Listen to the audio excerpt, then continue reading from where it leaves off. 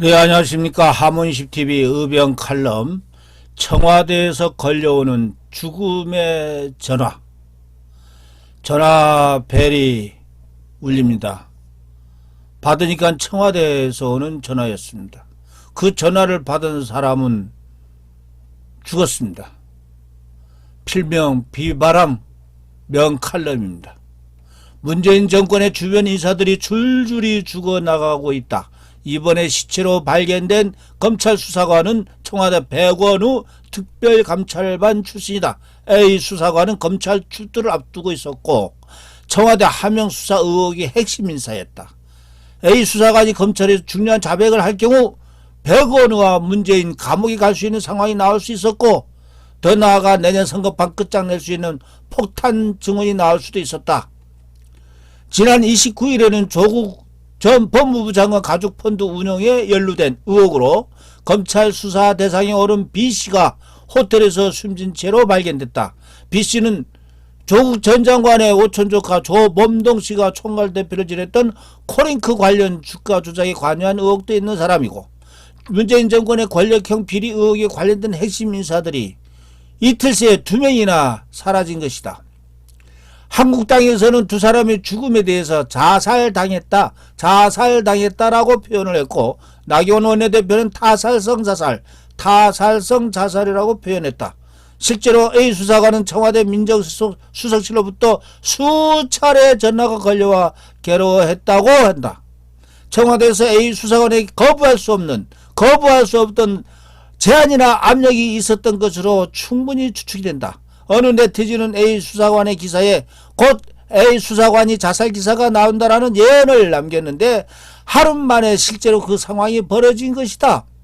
문재인 치세에서 핵심 지원 인사들이 죽음이 자주 출몰하고 있다. 네티즌 수사대는 노회찬도 자살 당했다라고 주장하고 있고, 청와대에는 암살 별동대라고 운영하고 있는 것일까? 오죽하면 네티즌들이 문정권 인사들이 자살을 예언하면 그 예언에서 한치의 오차도 없이 죽음이 실현되는 것일까? 이런 상황은 미국 금주법 시대를 주름잡았던 알 카포네의 치세와 비슷하다. 알 카포네는 영화 대부의 모델이 했던 마피아 두목, 깡패 두목들이죠. 영화 대부에는 그 유명한 대사들이 많다. 그 중에 하나는 이것이다. 나는 그에게 거부할 수 없는 제안을 할 거야. I'm going to make him an offer he can refuse. 알 카포네가 밤이 세계를 평정했던 필살의 무기는 매수와 암살. 깡패들이 하는 거죠. 알 카포네가 거부할 수 없는 제안을 받은 사람이라면 승낙하면 매수 당하는 것이고 거부하면 죽음을 당하는 것이다. 이제. 청와대 압력이 그렇다는 겁니다. 알 카포네는 경찰과 라이벌을 이 수법으로 제압했다. 그리고 재판에서 자기에게 불리한 증언을 할 증언자들을 사정없이 암살해버림으로써 법망을 벗어나곤 했다. 결국 알 카포네를 감옥에 보낸 방법은 탈세법 위반으로 엮어서 했다. A 수사관은 전화가 걸릴 때마다 공포에 떨음씀직하다. 청와대에 걸려온 전화는 그에게 거부할 수 없는 제안, 거부할 수 없는 압박이겠죠.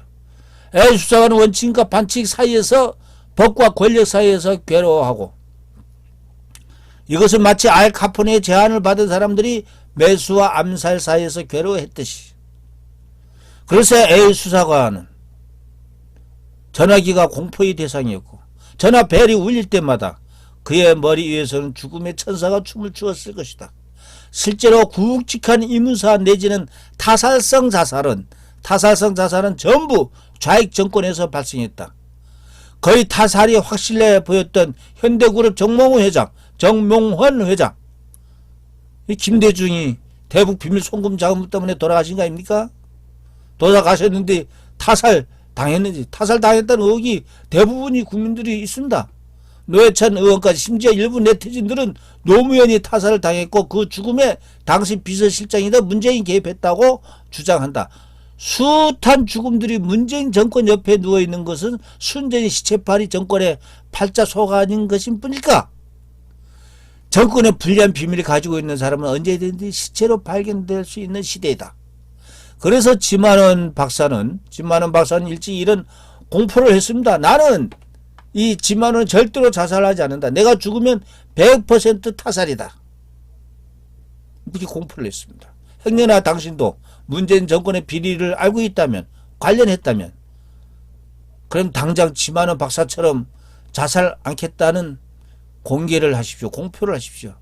내일쯤에 당신에게도 전화가 울릴지 모르고 죽음의 사신이 당신의 현관문을 두드릴지 모릅니다. 비바람.